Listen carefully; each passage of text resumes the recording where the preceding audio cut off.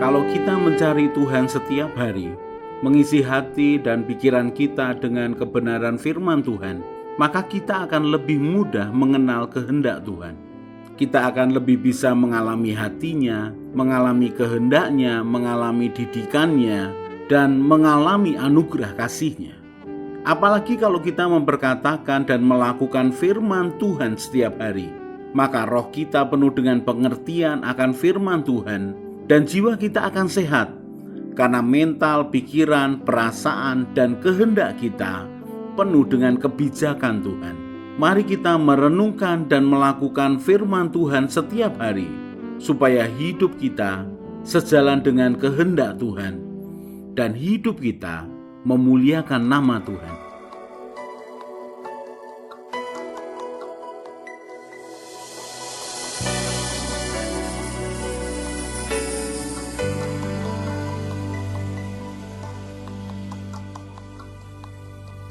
Yesus, Kau kebenaran yang menyelamatkanku. Kau memberikanku hidup dan pengharapan.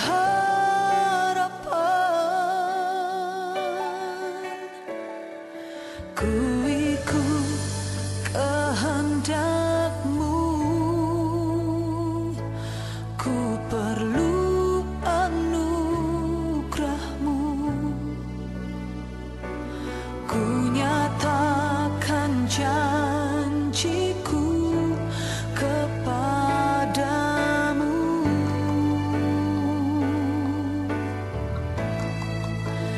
Kalau ku hidup bagimu, hatiku tetap menyembah-Mu. Dunia tak bisa menjauhkanku dari kasih-Mu. Selama ku hidup bagimu, mataku tetap memandang-Mu. Dunia tak bisa menjauhkanku dari kasih-Mu.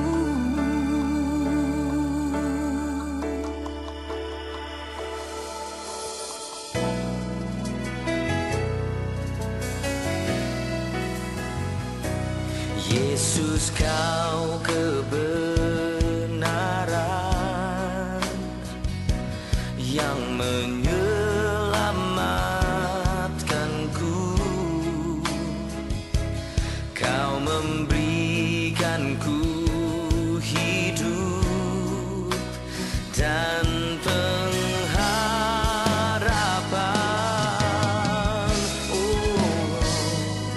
Ku ikut kehendak-Mu, ku perlu anugerah-Mu. Ku nyatakan janjiku kepadamu.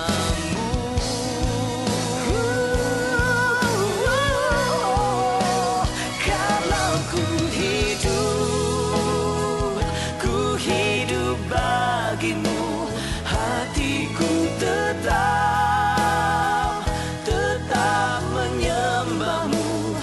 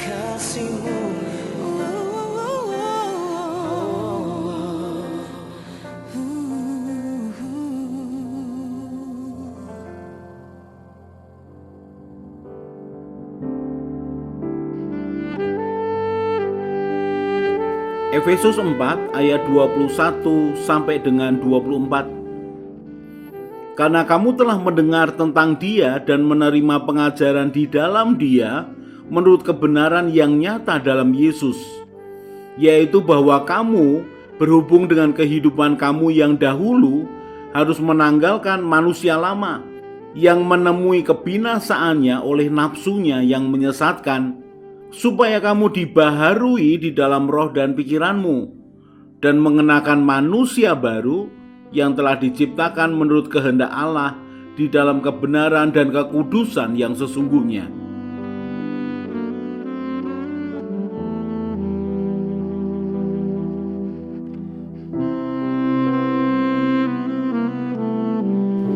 Akibat yang logis, yang wajar dari seseorang yang mengalami kelahiran baru adalah mengalami pembaharuan dan mengalami perubahan kehidupan. Itu tidak bisa disangkal lagi, sama seperti seorang bayi yang barusan dilahirkan, dia harus mendapatkan asupan makanan yang dibutuhkan. Bahkan bukan hanya makanan dan minuman yang dibutuhkan, suasana yang aman, suasana yang penuh kasih, yang memberikan keadaan yang mendukung dia untuk tumbuh. Maka sebaiknya seseorang setelah dia mengalami kelahiran baru, dia mendapatkan asupan makanan rohani yang baik dan dikelilingi oleh orang-orang yang sudah percaya kepada Tuhan Yesus yang dewasa, sehingga asupan makanan rohani yang baik dan lingkungan yang mendukung dia bertumbuh akan membuat dia sebagai bayi rohani mendapatkan apa yang dibutuhkan dan bertumbuh dewasa. Yang dialami dia adalah pembaharuan akal budi dan perubahan kehidupan sejalan dengan kebenaran firman Tuhan dan tuntunan Roh Kudus yang dia terima. Titus pasal 3 ayat yang kedua. Janganlah mereka memfitnah, janganlah mereka bertengkar, hendaklah mereka selalu ramah dan bersikap lemah lembut terhadap semua orang. Karena dahulu kita juga hidup dalam kejahilan, tidak taat, sesat, menjadi hamba berbagai-bagai nafsu, dan keinginan hidup dalam kejahatan dan kedengkian, keji, saling membenci. Ayat yang kedua dan ketiga dari Titus 3 ini menyebutkan akan ciri-ciri manusia lama.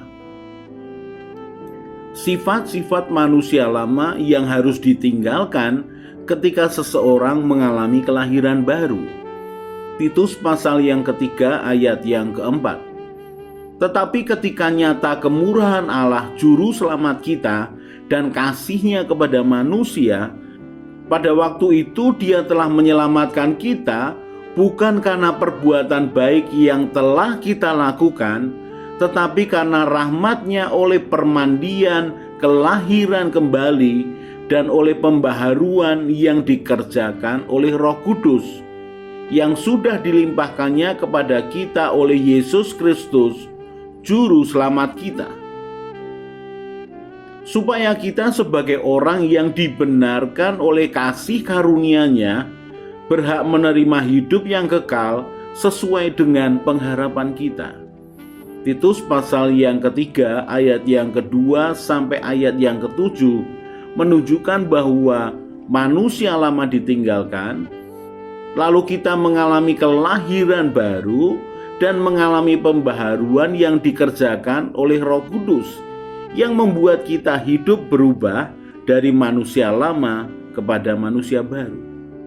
Sekali lagi, konsekuensi logis dari orang yang lahir baru adalah dia harus mendapatkan asupan makanan sehingga dia bisa bertumbuh dewasa. Juga dia dikelilingi oleh orang-orang yang dewasa dalam Tuhan. Dan untuk memahami seseorang yang mengalami kelahiran baru, kemudian bertumbuh semakin hari semakin dewasa, maka untuk mengertinya kita bisa membandingkan dengan bayi yang barusan dilahirkan oleh seorang ibu. Kita bisa membayangkan Seorang ibu yang mengandung 9 bulan lebih merindukan akan kelahiran bayinya. Dan ketika dia melewati masa kesusahan karena melahirkan, bayi yang kemudian dilahirkan membawa sukacita di dalam dirinya. Semua perhatian tertumpah untuk sang bayi.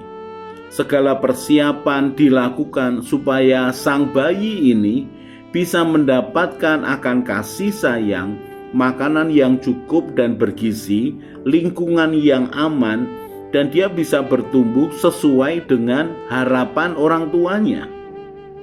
Seseorang yang mengalami kelahiran baru, maka sungguh-sungguh rohnya adalah baru. Segala potensi ilahi ada di dalam dirinya. Tetapi potensi-potensi itu belum bisa bertumbuh kuat dan menjalankan fungsinya sebelum dia mendapatkan asupan yang baik. Contohnya adalah, kalau kita melihat bayi yang barusan lahir, maka kita bisa melihat tangannya ada, jarinya ada, kakinya ada, jari-jari kakinya ada, kepalanya ada, matanya ada, hidungnya ada, telinganya ada, dan kita percaya segala organ tubuh yang di dalam yang tidak kelihatan itu lengkap.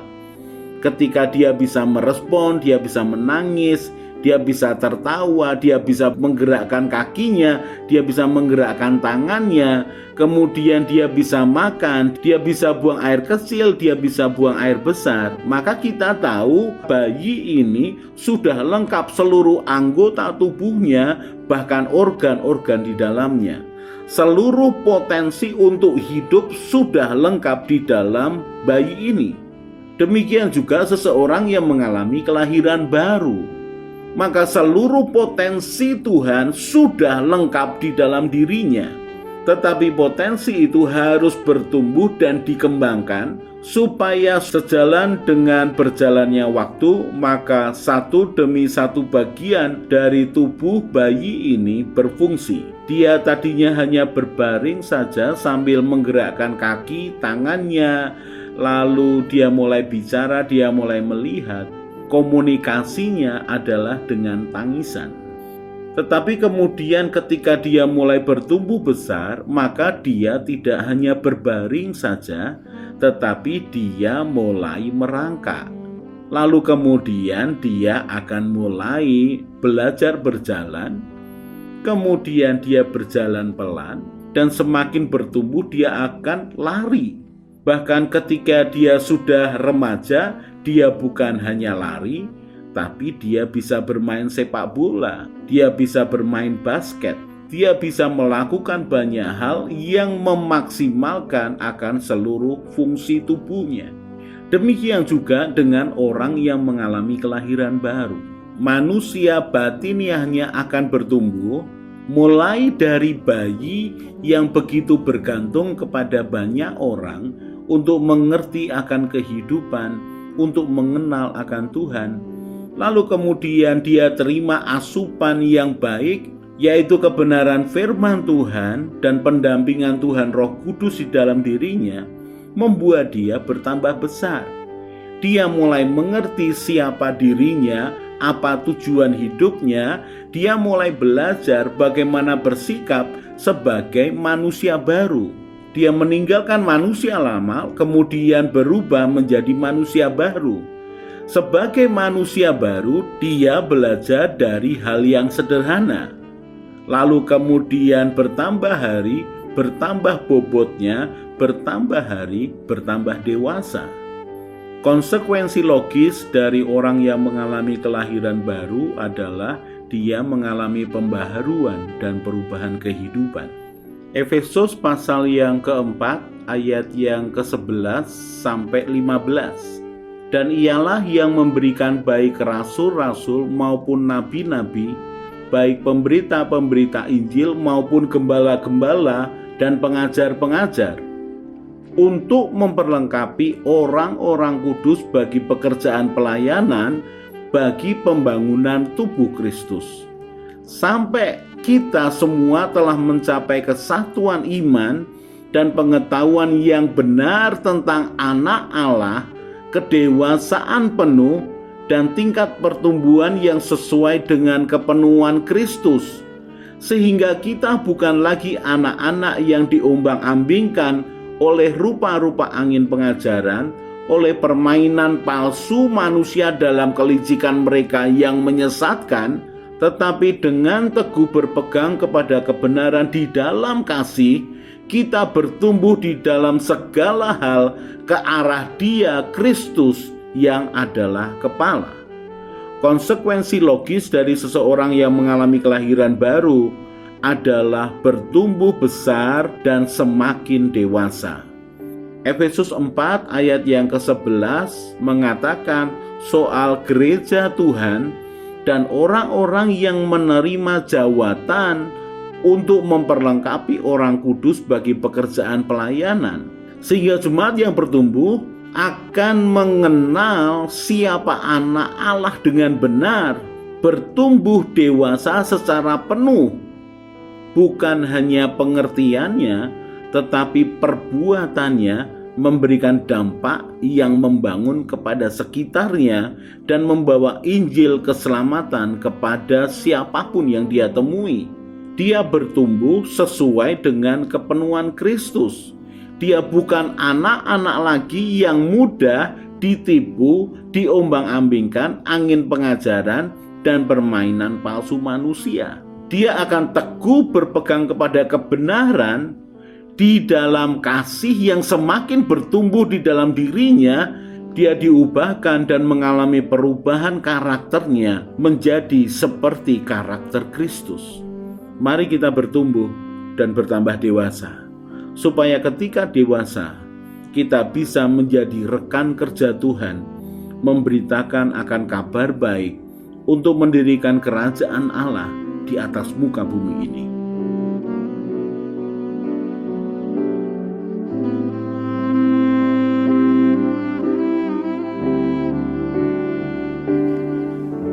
Sementara kita merenungkan firman Tuhan, kemudian hati dan pikiran kita penuh dengan beban masalah dan keinginan, maka masalah dan keinginan itu akan lebih kuat berbicara kepada kita, bukan kebenaran Tuhan yang berbicara kepada kita.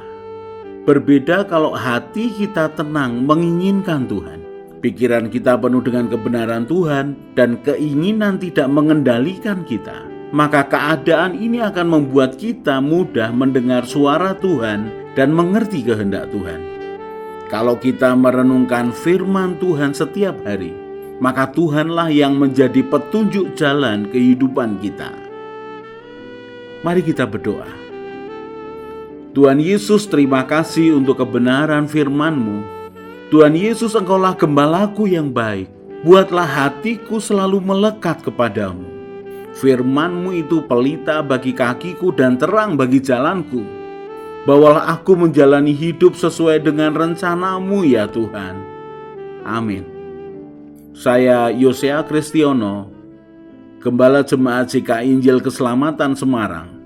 Tetap percaya, tetap semangat. God bless.